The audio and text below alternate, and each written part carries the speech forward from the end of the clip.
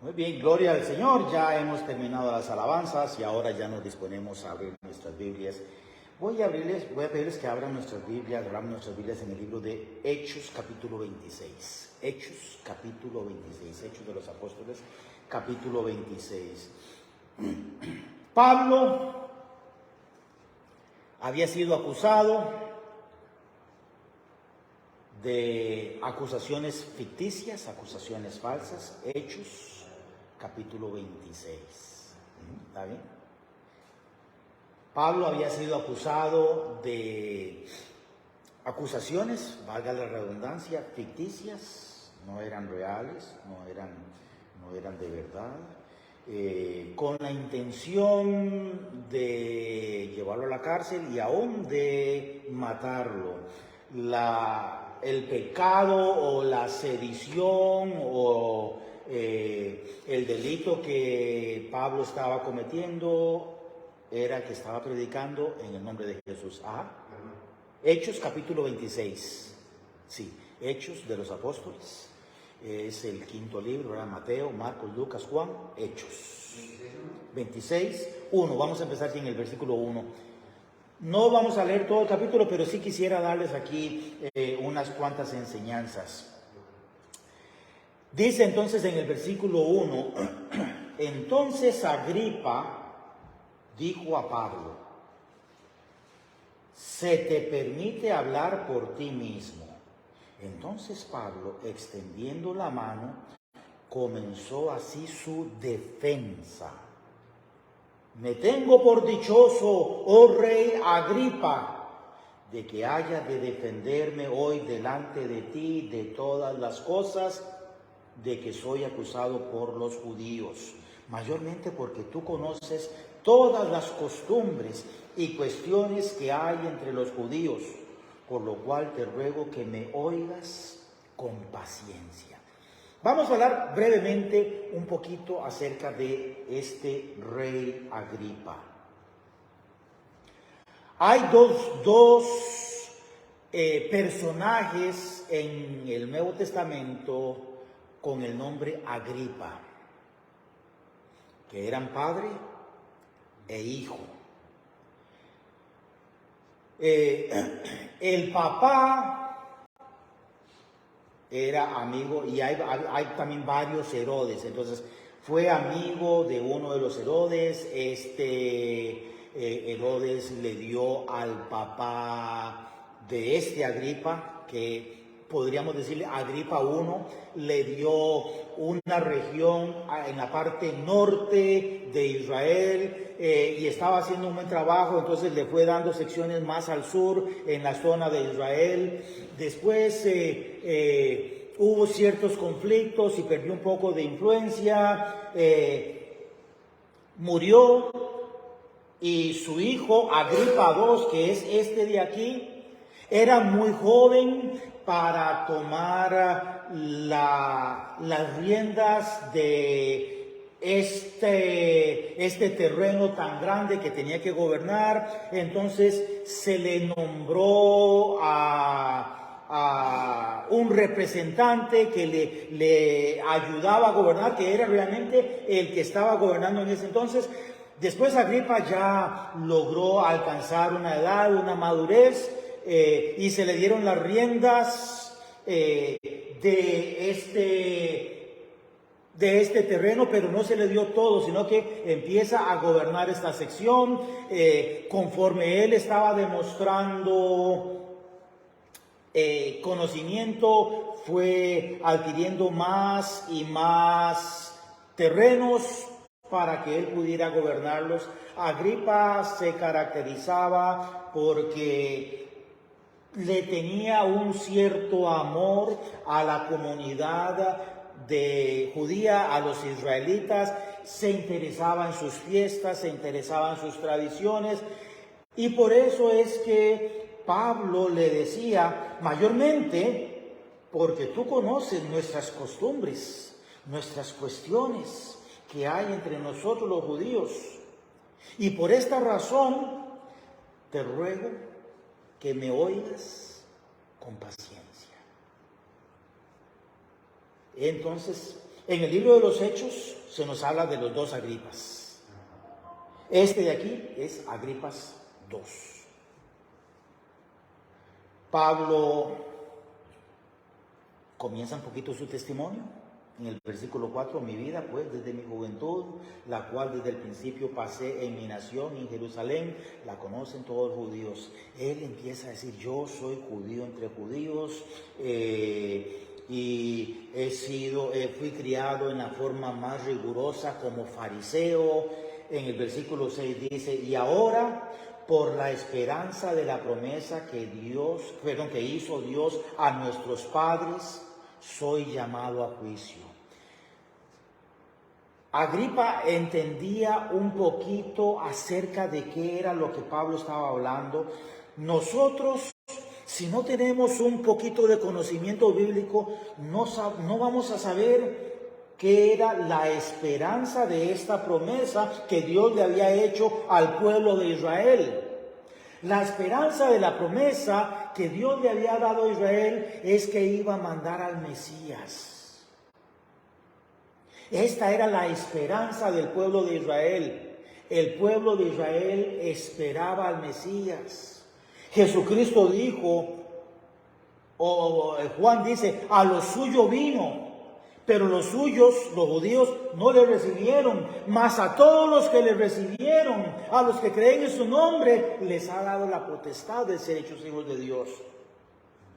El pueblo de Israel no aceptó a Jesucristo como su Mesías. De hecho, hoy en día, la nación de Israel todavía espera la manifestación del Mesías.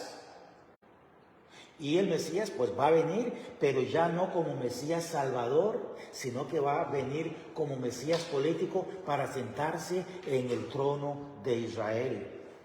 Esta esperanza de la promesa que Dios había hecho al pueblo de Israel era la que Pablo estaba enseñando. En el versículo 7 dice, promesa cuyo cumplimiento esperan que han de alcanzar nuestras 12 tribus, sirviendo constantemente a Dios de día y de noche, por esta esperanza. ¿Cuál?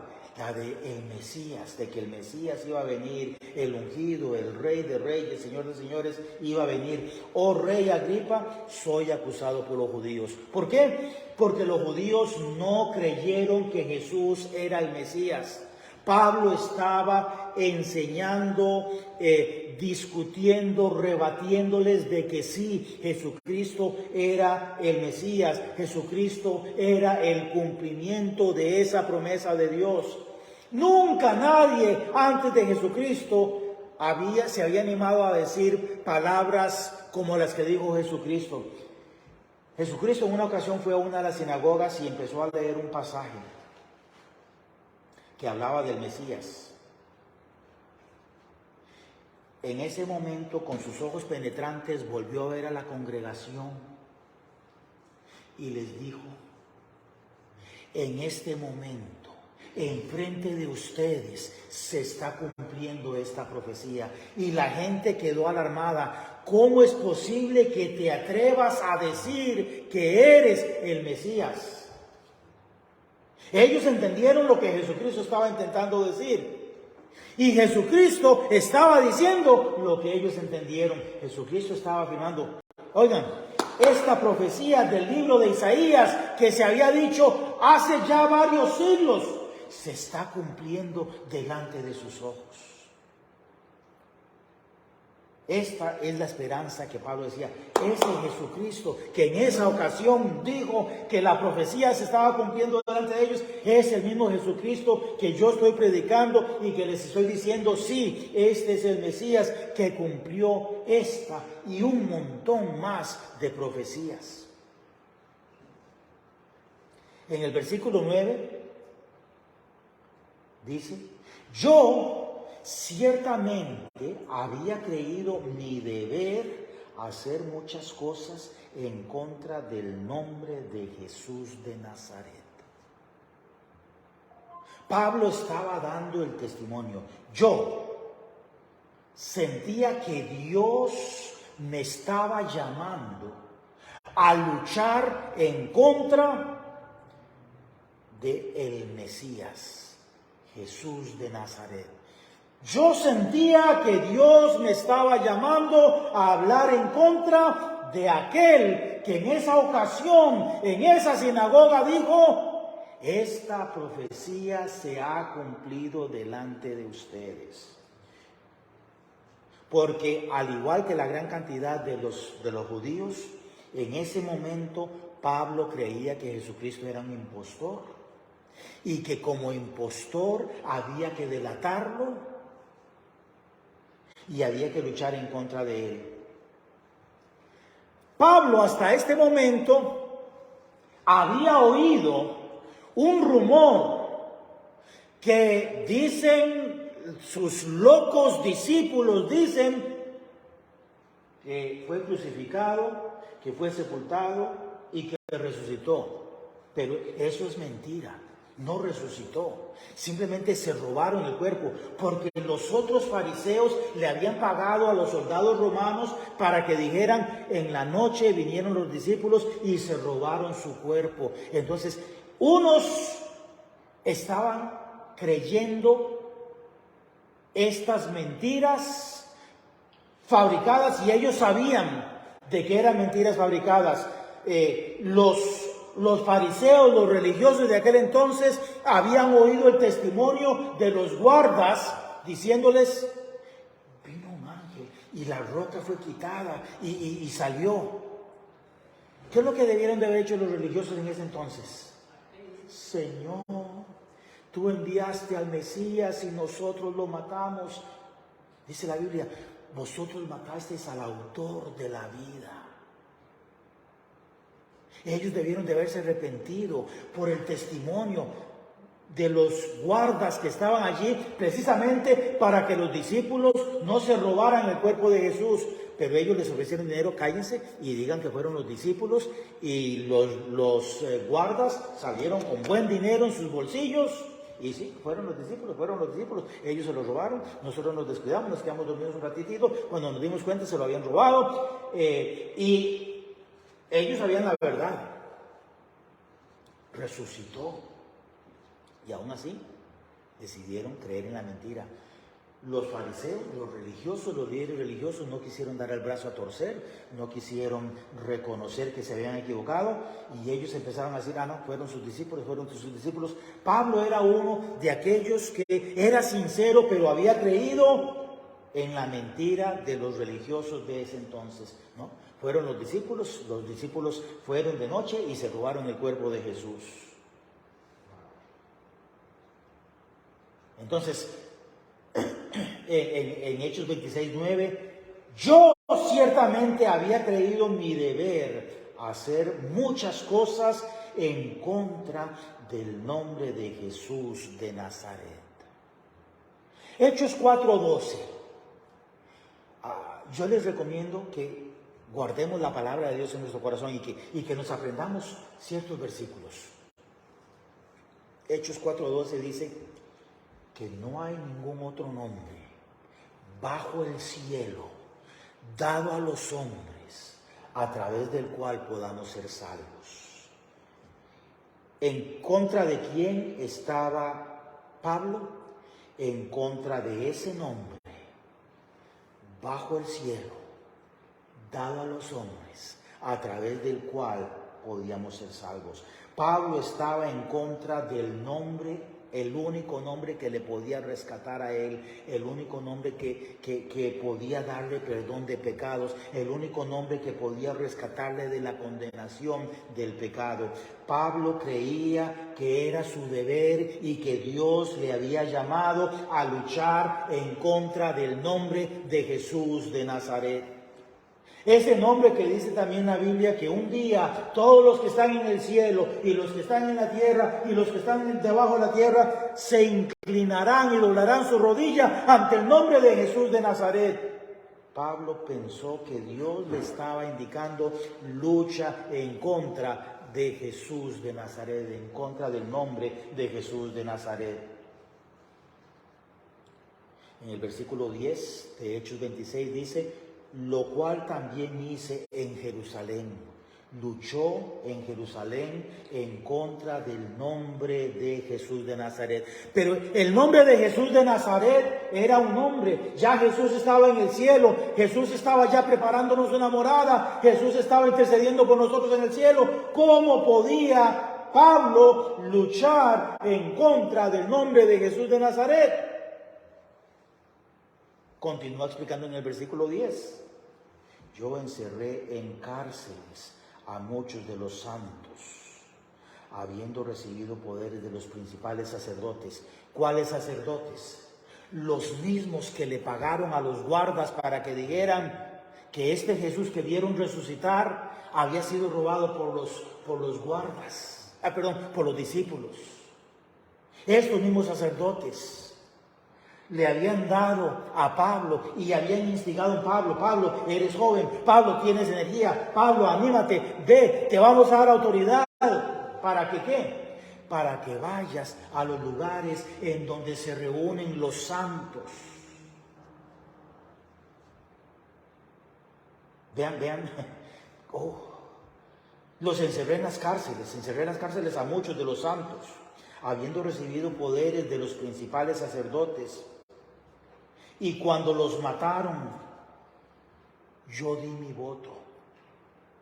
Muchas veces cuando leemos algo que es históricamente cierto, pero es lejano, perdemos la relación real.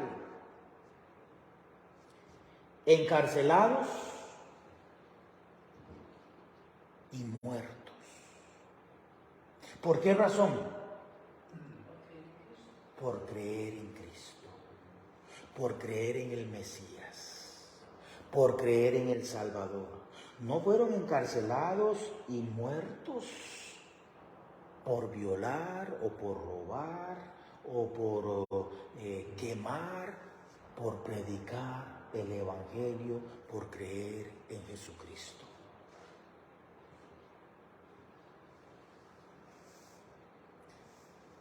Vámonos para atrás, 2000 y un resto de años. Yo lo puedo identificar con mi familia. Qué raro, Frank, que no llega. En aquel entonces no había celulares, no había correos electrónicos, no había textos. Qué raro, Frank, que no llega. Y ya de noche no iba a salir nadie a buscarme, y tal vez las chiquillas pequeñitas. A la mañana siguiente, bien temprano: chicas, levántense, vamos a ver en dónde está su papá. No se sabe. Pasa un día, pasa una semana, pasa un mes, después, oye, sí, los sacerdotes agarraron a un montón de personas, hicieron una votación falsa, con acusaciones falsas, con testigos falsos, con cargos falsos. ¿Ok? ¿Quiénes están de acuerdo en que los matemos, que los apedreemos? Pablo era el primero. Yo, sí. Pablo estaba de acuerdo, dice: yo di mi voto. ¿Para qué?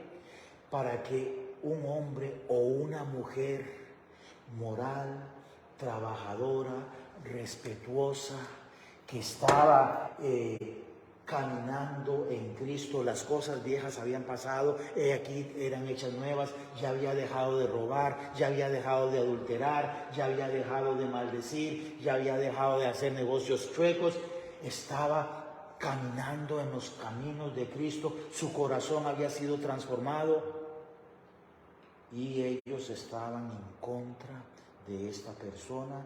Y sí, yo estoy de acuerdo, yo doy mi voto para que los maten. Familias destrozadas, a veces era el hijo mayor o la hija mayor o tres miembros de la familia. Ayer estuve hablando con uno de los venezolanos que vinieron. Dice que cuando Chávez tomó posesión del país, porque literalmente fue que tomó posesión del país,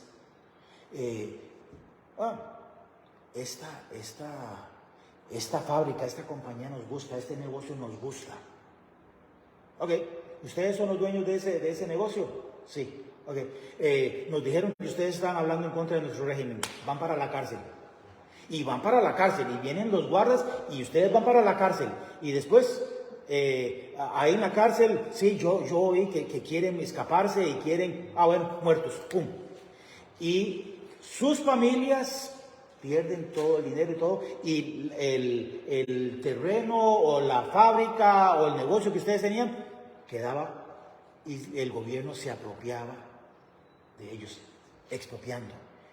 Dice que en una ocasión hubo una manifestación de jóvenes y en un asunto de una semana 200 jóvenes desaparecieron.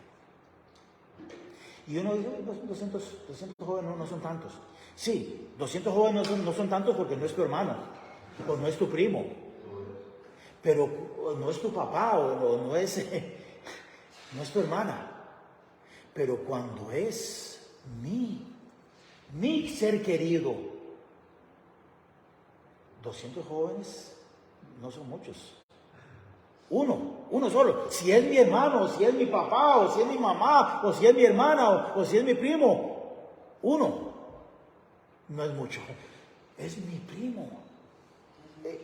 Es esto.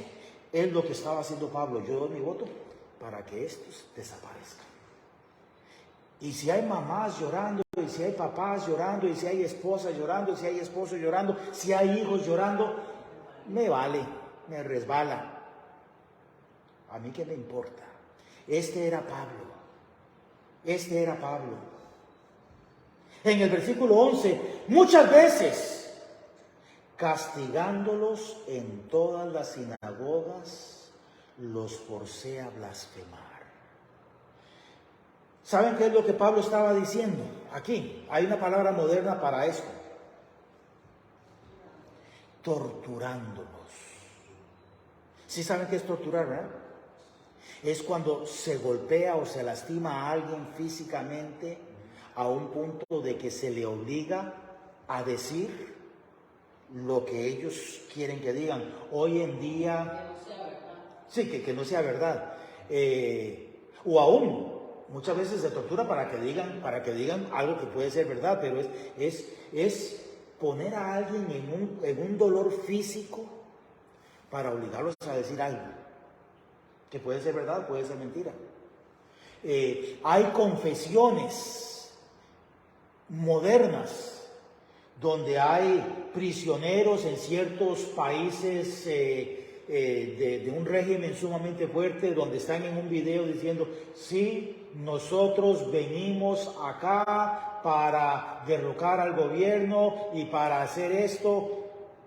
Y lo que no saben es que la parte de abajo está herida y les están amenazándolo con que lo van a sentar en una silla eléctrica, no para matarlo, sino para electrocutarlo, o tantas y tantas cosas. Pablo decía, yo recibí la autoridad de los líderes religiosos, de los representantes de Jehová, de los representantes del Dios de amor. Yo recibí la autoridad de estos pseudo representantes de Dios, de estos falsos representantes de Dios, para torturar a las personas que en las sinagogas se decían o se manifestaban como cristianos. También dice, enfurecido. ¿Quién? Yo, Pablo. Yo estaba enfurecido sobremanera contra ellos. Los perseguía hasta en las ciudades extranjeras.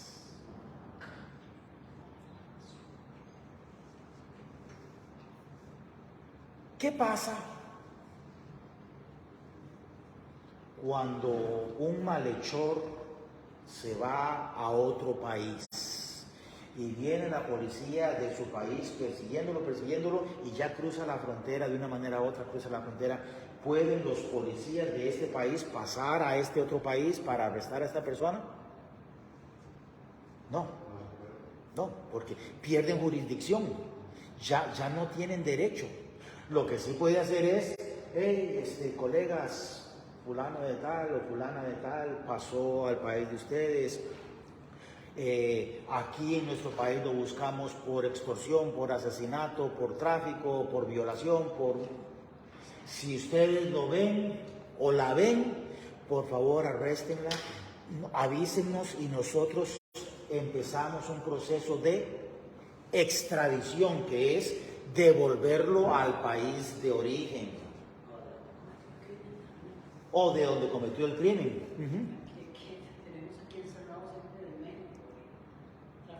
Sí, sí. No, y de otros países. El Noriega, el de Panamá, estuvo por acá por muchos años. Entonces, Pablo decía, yo los perseguí hasta en ciudades extranjeras. Obviamente las leyes de aquel entonces no eran como las leyes de hoy en día. Ahora sí, en el versículo 12 dice, ocupado en esto. Ya ahora sabemos ocupado en qué. En ir y perseguir a los cristianos, en ir y perseguir el nombre de Cristo, de Jesús de Nazaret. Enfurecido, los torturaba, obligándolos a blasfemar. Estaba ocupado en esto. Iba yo a Damasco con poderes y en comisión de los principales sacerdotes. Damasco era una ciudad que quedaba en las afueras, ya fuera del límite de Israel, en la parte nor y un poquito este. Ahí quedaba Damasco. Había oído de que había un grupo grande de cristianos que habían huido y él estaba con la idea de ir y perseguirlos, castigarlos, torturarlos, dar su voto si no blasfemaban, si no se rendían, si no sucumbían ante su presión, matarlos. Ocupado en esto, él estaba haciendo planes. Cuando lleguemos, nos vamos a infiltrar y ustedes van a ir por el lado norte, nosotros por el lado sur y también vamos a estar rodeando para que no se nos escape ninguno. Él venía ocupado en eso. En comisión de los principales sacerdotes, cuando a mediodía, oh rey, yendo por el camino, vi una luz del cielo que sobrepasaba el resplandor del sol. El sol de mediodía. Él iba de camino y de un pronto a otro lo rodeó. Alguien les ha tomado una fotografía ya hacia la tarde, hacia la noche, con un flash. Y por favor vean a la cámara o vean al celular y qué es lo que pasa con nuestros ojos. Quedan encandilados y queda un puntito, ¿verdad? del flash, de esa luz que penetró rápidamente. Pero es un segundo, el flash es un segundo. ¿Qué pasaría si fuera un flash más refulgente que el sol de mediodía y que no se apagara? Esa luz penetrando en nuestros ojos, porque cuando uno queda encandilado a uno se le duelen los ojos, ¿verdad? En la noche, ¿verdad? Que pasa un carro, duelen los ojos y uno intenta quitarse, pero Pablo y los que estaban alrededor intentaron quitar, pero la luz era tan intensa que aún así traspasaba los párpados y ellos quedaron encandilados. Una luz del cielo que sobrepasaba el resplandor del sol, en el versículo 13, la cual me rodeó a mí y a los que iban conmigo. Era una caravana grande, hombres acostumbrados, posiblemente que algunos soldados romanos acostumbrados a la guerra, acostumbrados a la violencia, y habiendo caído todos nosotros en tierra. ¿Para dónde iba Saulo y los que lo acompañaban cuando se cayeron del caballo? Para el suelo. para el suelo. Porque cuando se cayeron, pues iban para el suelo. Iban para Damasco, pero cayeron en tierra. Cayeron en tierra. Y vean qué interesante. Oí una voz que me hablaba. Todos vieron la luz, pero ¿quién oyó la voz? Pablo o Saulo. Todavía no era Pablo, Saulo. Posteriormente se iba a cambiar el nombre a Pablo. Saulo fue el que oyó la voz que le hablaba a él y que le decía en lengua hebrea: Saulo, Saulo, ¿por qué me persigues? ¿Quién es el que le estaba hablando? Jesús de Nazaret, aquel al cual él quería perseguir. ¿Por qué me persigues? Saulo, Saulo, ¿por qué me persigues? Dura cosa te es dar coces contra el aguijón. Yo entonces le dije: ¿quién eres, Señor? Y el Señor dijo: yo soy Jesús, a quien tú persigues. Yo soy Jesús, el que tú crees que fui robado por los discípulos. Yo soy Jesús, ante el cual toda rodilla de los que están en el cielo, en la tierra y debajo de la tierra se doblarán un día. Yo soy Jesús, en cuyo nombre hay salvación. Pero levántate, ponte sobre tus pies, porque para esto he aparecido a ti, para ponerte por ministro y testigo de las cosas que has visto y de aquellas que me apareceré a ti, librándote de tu pueblo y de los gentiles a quienes ahora te envío. En otras palabras, Jesús le estaba diciendo: Pablo, así como ahora has sido perseguidor de los creyentes, ahora te voy a poner al otro lado y vas a ser perseguido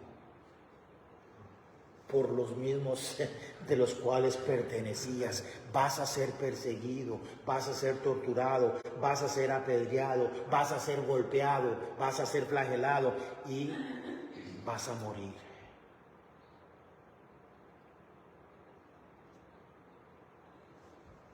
Te voy a poner por ministro.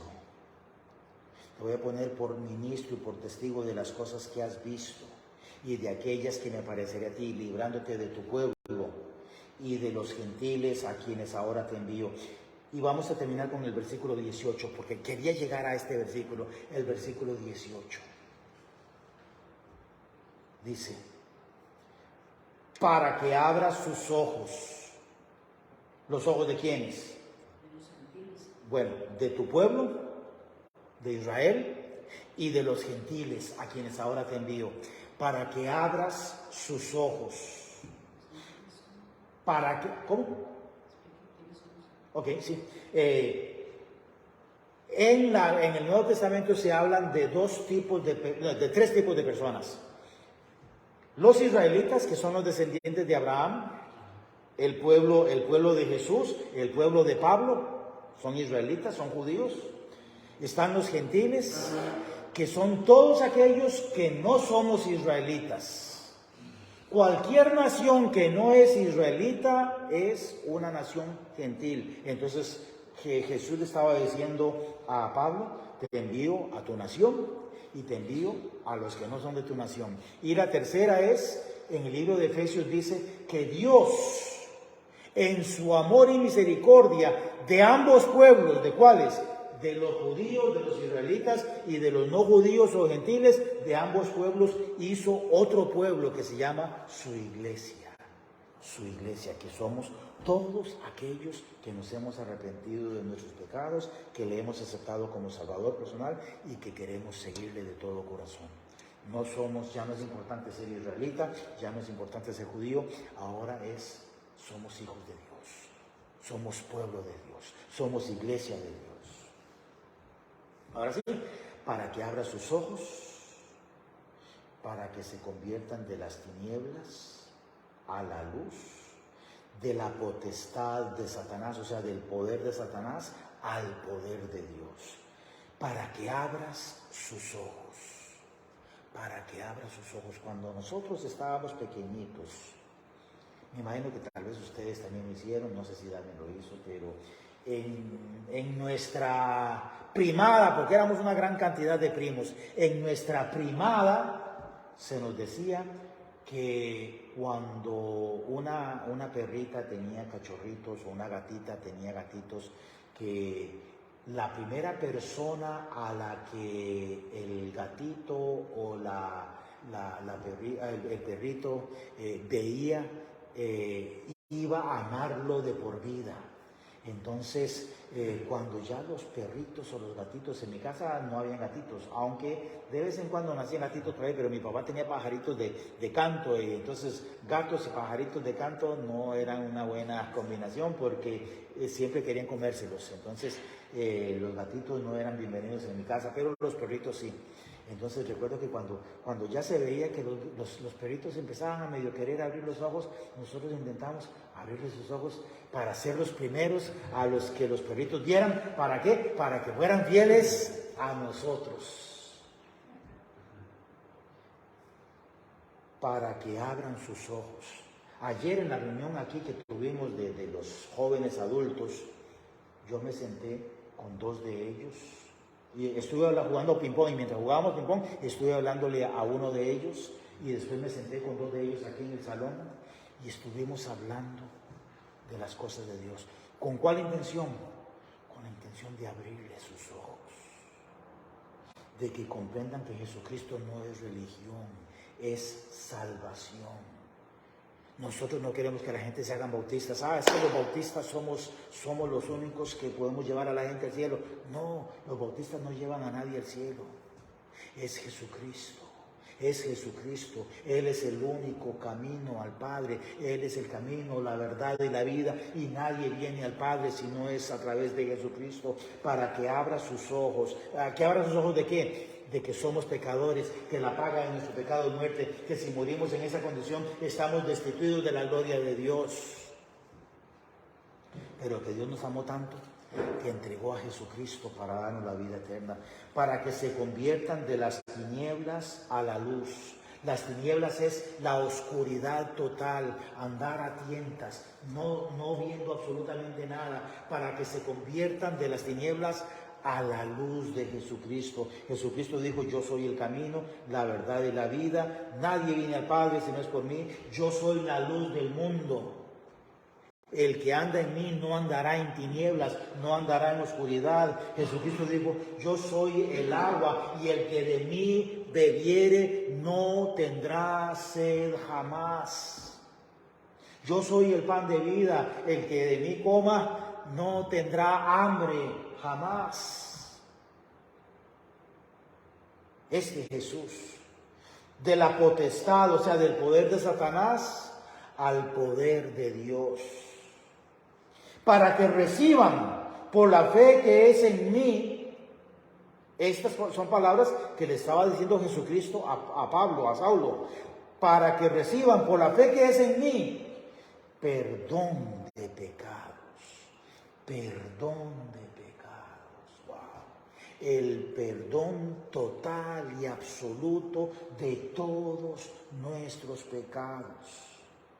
Abre sus ojos para que se conviertan de las tinieblas a la luz, de la potestad de Satanás a Dios, para que reciban por la fe que es en mí perdón de pecados. Y no solamente el perdón de pecados, sino herencia entre los santificados.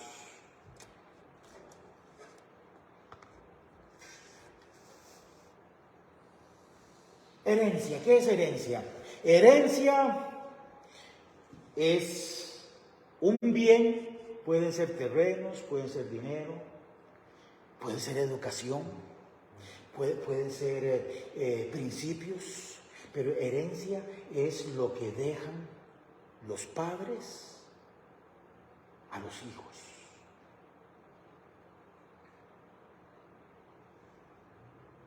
Hay papás que han recibido de sus abuelos, que recibieron de sus abuelos terrenos. En Costa Rica había mucha gente, especialmente el siglo pasado, que eran muy pobres, tenían mucho terreno, pero eran muy pobres. Entonces sembraban y algunas veces no les iba muy bien en la cosecha. Habían cafetaleros que tenían sus finquitas de café y recogían y medio cambiaban, vendían y la gente tenía terreno, pero realmente no era gente rica. Después hubo una explosión de bienes raíces y se empezó a ver que las grandes fincas cafetaleras, especialmente en las ciudades más grandes, eran vendidas, la gente recibía un buen poco de dinero y los contratistas hacían gran cantidad de casas y hacían que los antiguos dueños se hicieran millonarios y ellos se hacían multimillonarios, porque con 2, 3 o 4 casas que vendieran ya se pagaban lo que habían pagado por el terreno y después les quedaban 50 casas más.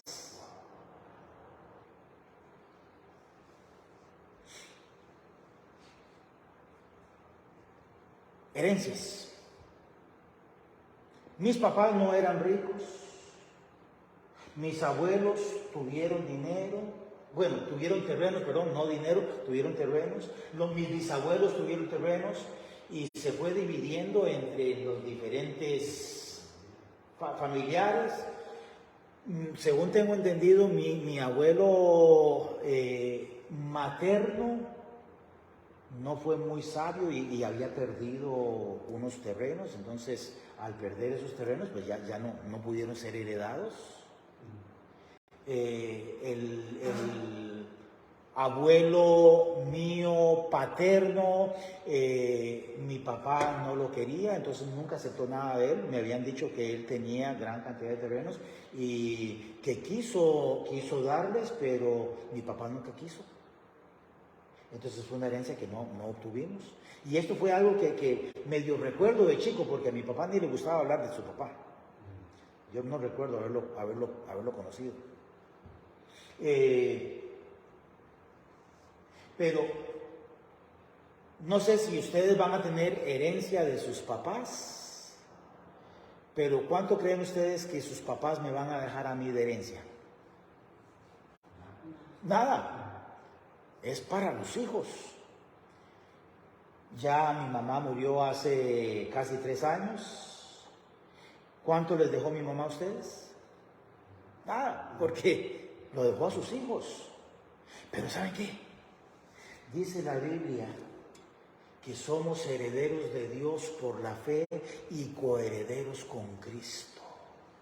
Coherederos es un hermano que es también heredero. Somos coherederos con Cristo, qué hermoso. Herencia entre los santificados. ¿En dónde? En el cielo. En la casa de mi Padre, donde hay muchas moradas. Voy pues a preparar lugar para ustedes. Cuando las termine, voy a venir para que donde yo estoy, ustedes también estén conmigo. Para que abra sus ojos. Para que se conviertan de las tinieblas a la luz, de la potestad del diablo a la potestad de Dios, para que reciban por la fe en mí, digo Jesucristo, perdón total de sus pecados y para que tengan mi herencia. Esta es la esperanza viva que nosotros tenemos. Oremos. Dios bendito en el nombre de Jesucristo. Reconocemos que somos pecadores, pero te damos las gracias, oh Dios, porque hemos comprendido tu perdón. Te damos las gracias por la actividad que tuvimos ayer por este grupito, Señor, que estamos aquí en tu nombre. Queremos siempre aprender tu palabra, queremos que tú nos hables, Señor. Gracias por las alabanzas, gracias por los que estuvieron acompañándonos un poquito en línea y por los que van a ver el mensaje posteriormente, Señor. Lo dejamos en tus manos y le pedimos todo en nombre de Cristo Jesús. Amén. Muy bien, que el Señor les continúe bendiciendo muy ricamente. A ustedes también muchísimas gracias, bendiciones.